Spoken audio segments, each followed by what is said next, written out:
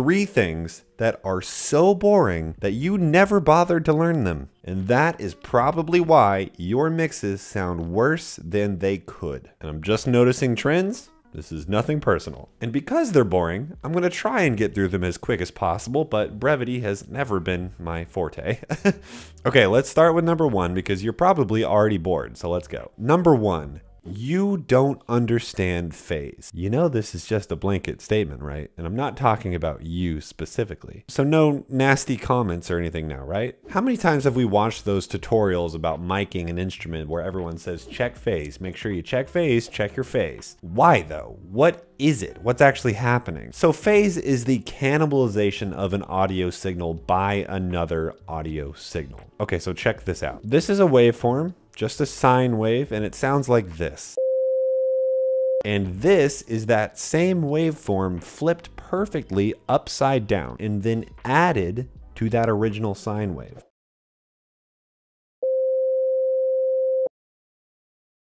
One waveform plus the opposite of that waveform, or the polarized version of that waveform, well, that equals 0 sound. That is perfect phase cancellation. 1 plus -1 equals 0. Well, what if we copied that sine wave and instead of flipping it upside down, we just nudged it a few milliseconds over?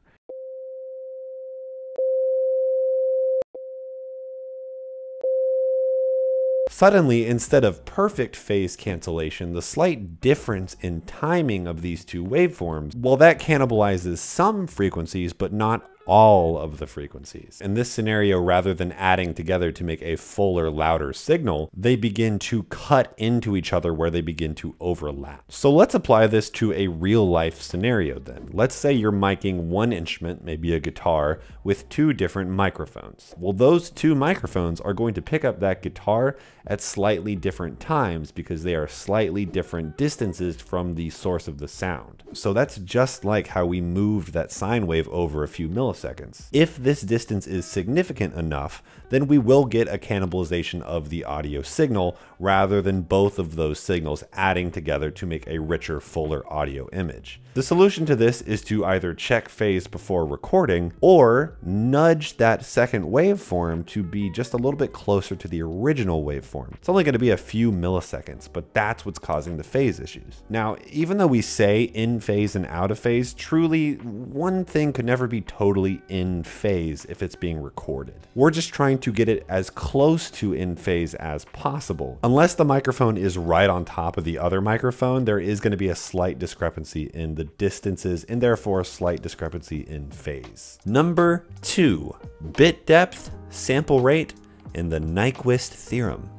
Ooh, that's a big word. So you can really just kind of think of bit depth and sample rate as the resolution of your audio. But let's break down those terms a little bit. So sample rate is the number of snapshots per second that your computer is taking to recreate an analog signal. So for example, let's say you open up your next project and you choose 44.1 kilohertz as your sample rate. That's also known as 44,100 hertz. That basically means that you chose to sample your audio 44,100 times per second. Why though? Why 44,100 times? Well, it gets a little hairy if I'm honest. I've also heard many different stories, but I'll give you mine. Humans hear from 20 hertz to 20 kilohertz or 20,000 hertz. But 20 hertz and 20,000 hertz, the very extreme ranges of your hearing, you probably can't hear those tones anyways, because you've probably lost hearing over the course of your life.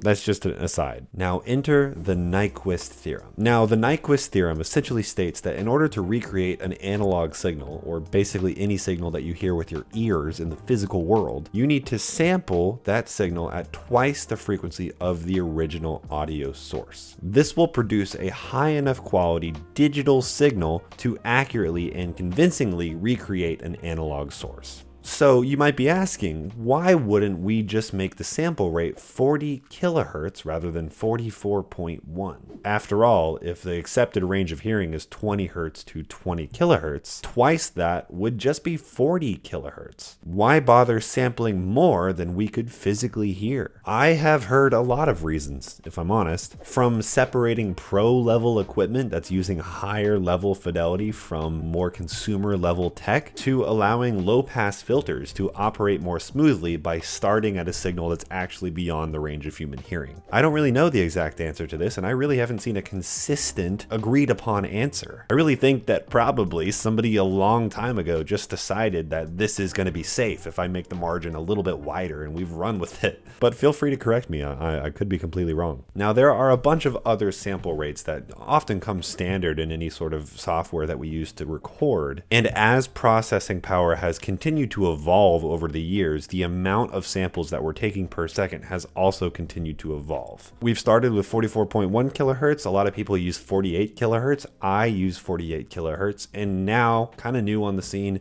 is 96 kilohertz. I am of the opinion that 96 kilohertz is kind of needlessly high resolution. We've already established that 44.1 is going beyond the range of human hearing. Now, studies have shown that it hasn't been proven statistically that a human ear can reliably tell the difference between 96 kilohertz and 48 kilohertz. Between you and me, I would just stick with 48 kilohertz sample rate and 24-bit bit depth. So what is that bit depth part of this? Bit depth, or binary digit depth, is the dynamic range of your signal. Basically how loud you can get before you begin to clip or distort. You may also know it by the term headroom. The higher the bit depth, the more room you have to increase your volume without clipping. It's pretty much just as simple as that. Now, generally, the three different settings that you see across the board are 16-bit, 24-bit, and 32-bit float, which that one is kind of new on the scene, relatively speaking. 32-bit float is a little bit complex on how it's rendered, but you can basically just kind of think of it as a lot more headroom than the other two.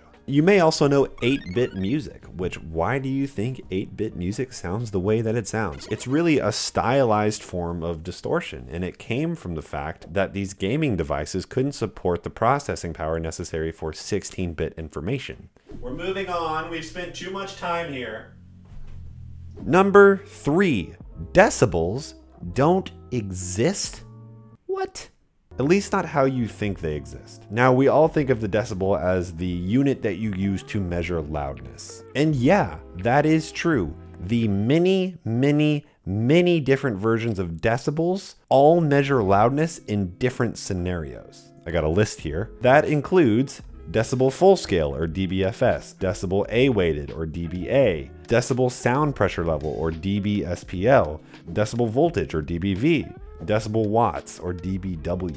Here's the actual definition. This is going to clear things right up. Here we go. The decibel expresses the ratio of two values of power or root power quantity on a logarithmic scale. Two signals whose levels differ by 1 decibel have a power ratio of 101/10, or root power ratio of 10 to the power of 1/20.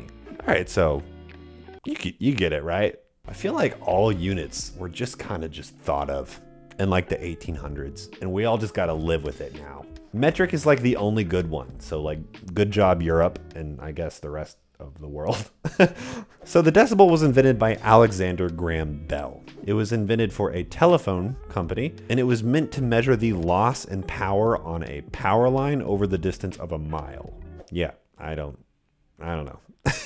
Now, we do use the decibel to measure the loss of acoustic power, but it's dependent on the medium that we're talking about, and therefore dependent on an actual unit, because the decibel is just a ratio. It's a ratio of lost power. So for example, if you're working with hardware or electronics, you're probably talking about dBV, or voltage. When we talk about computers or the digital world, we're talking about dBFS, or dB full scale, which uses binary digits. If we're measuring something in real life, then we're probably talking about dBSPL, but we could be talking about dBA.